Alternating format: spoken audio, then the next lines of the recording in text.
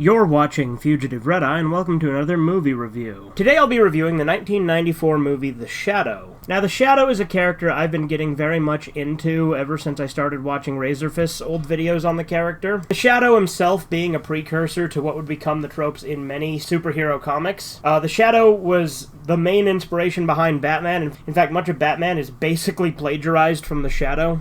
Razorfist did a whole video on it, so he could explain it better than I did. But suffice to say, The Shadow's pretty influential. He inspired characters like Mr. A, The Question, and Rorschach. You know, all those are kind of connected to each other as well, but The Shadow was sort of the precursor to that. He created the objectivist vigilante trope before objectivism was even really a thing. But he definitely fits the characteristics of an objectivist hero. Now, in this 1994 movie, he's played by Alec Baldwin, who I'm not the biggest fan of as a person, but he is a really good actor. I'm not going to deny that. And I think he made a pretty damn good Shadow. He actually looks the part really well, especially when he's got the trench coat and everything on. They clearly, modify his face when he's, in the Shadow form.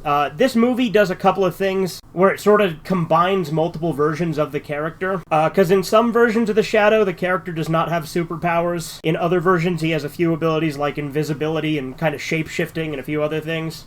This version, he does have the abilities as well as telepathy, which I think he might have in some versions as well. Admittedly, I'm really just scratching the surface with getting into the character. Other than the movie, the only exposure I've actually had to the character is watching Razorfist videos and watching the first 5 episodes of the 1940 film serial. I do plan on doing a reading of some of the pulp novels on the channel. I do have the first one. What a pulp novel is effectively a short novel. I have the first one, The Living Shadow. I plan to read through that on the channel. But now let's get into the movie itself. As I said, Alec Baldwin does play the Shadow, also known as Lamont Cranston, which is his secret identity. In this version, he was in a war.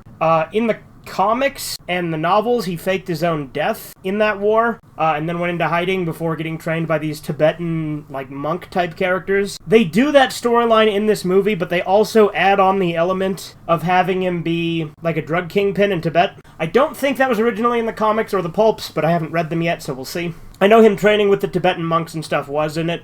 And the villain in this movie is a villain in the comics and the pulps, and I think the radio series as well. But the movie gives us an introduction to the character and shows how he became the Shadow, and then we get a 7-year time skip. We get to see him fight some crime, and then we jump into the main plot, which is about the main villain, Shiwan Khan, the last descendant of Genghis Khan. As I said, this character is in the original series as well, and he is one of the recurring villains in the original series, so in this movie, he is the main villain, and what his plan is to make an atomic bomb to blow up the city of New York and try to take over the world and become the emperor of the world because it's his legacy, because he's the descendant of Genghis Khan. Unlike a lot of vigilantes in comics and movies and stuff, the Shadow actually has different agents that work for him, which I think is really cool. Basically, every time he saves someone's life, he recruits them to work for him, to help him with information or with whatever skills that they have. For instance, he's got a taxi driver that drives him around, he gets a scientist who can analyze things for him, and tons of other agents he has working for him, which I think is a really cool touch that the Shadow has, and I think it definitely sets him apart from other heroes, because he doesn't work alone, and it's a lot more realistic that way. He has people that are helping him out throughout the city, like a network of spies working for him. As I said in this movie, he does have a few special powers, namely he turns invisible, which he can do in the original stories as well. However, in the original stories, it's not supernatural, it's using magician's tricks and smoke screens and stuff, but in some later versions, it was changed to be a supernatural ability, and in this case, it is a supernatural ability.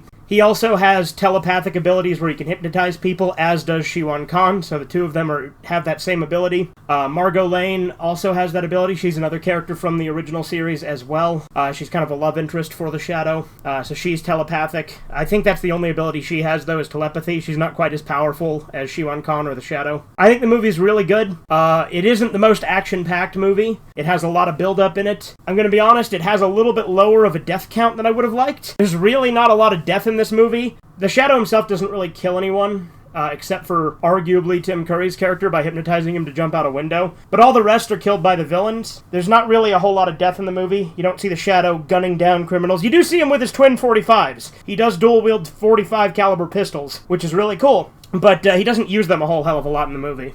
The movie itself is only a PG-13. I think it might have benefited from being an R-rated movie, to be honest. Some of the acting by the other people in the movie isn't the best. For some reason, they have Tim Curry trying to do an American accent, and it just doesn't work. Like, you can tell it's Tim Curry, you can tell he's still got the British accent, he's just doing a really kind of half-assed job at doing an American accent. Margot Lane's not the best actress in it either. In all honesty, the only one whose acting is like solid and great throughout is Alec Baldwin. Like I said, the guy is a good actor despite my personal feelings about him as a person. But thematically, The Shadow's really cool. I like how it's the idea of using his dark side, sort of incorporating that to fight evil, using his evil within him to fight evil. I think that's really cool. Like I said, the drug kingpin angle was a little weird. Like I said, I'm pretty sure that's not the case in other versions. But nevertheless, it really works as a good superhero movie. And, you know, I'm not the biggest fan of superhero movies, so this is definitely one of the ones that I really liked. It's a good vigilante movie. It can be a little slow at times, so don't expect it to be super action-packed and don't expect a high kill count. But if you want a fun vigilante movie with The Shadow in it, I would recommend checking it out. I definitely plan to get more into The Shadow as a series. For now, this movie's pretty good. I'd say it's definitely solid. It's probably going to be in my top 10 superhero movies. But like I said, it certainly would have benefited from maybe a couple of tweaks, maybe having it have a higher kill count, maybe going for an R rating. There's a couple of bits of humor that are a little weird and out of place, but overall, solid movie. I quite enjoyed it. I hope you've enjoyed this review. This has been Fugitive Red Eye. Have a good one. Toodles!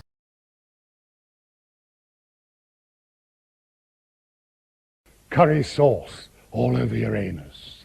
Delish.